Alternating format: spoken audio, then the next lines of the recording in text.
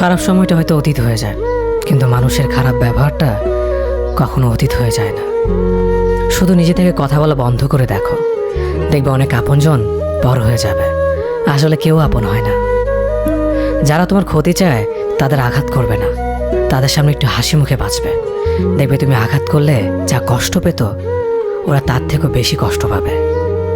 যত মিশবে ততই মানুষ চিনবে, অভিনয় যে কত প্রকার হয় তা বুঝতে পারবে। সবাইকে তোমার সত্যতা জানানোর দরকার নেই, যে যা ভাবে তা নিয়ে সমালোচনা করতে দাও। বেঈমান মানুষগুলো কখনো অপরিচিত মানুষ হয় না, খুব কাছের মানুষগুলোই বেঈমান হয়। মানুষ চেনা শুরু করলে এমনিতেই বন্ধুর সংখ্যা কমে যাবে, এটাই বাস্তব। 3টি কথা মনে রাখবেন: যে তোমাকে সাহায্য করে তাকে কখনো ভুলে যেও না, যে তোমাকে ভালোবাসে তাকে কখনো ঘৃণা করো না, যে তোমাকে বিশ্বাস করে তাকে কখনো ঠকিও না।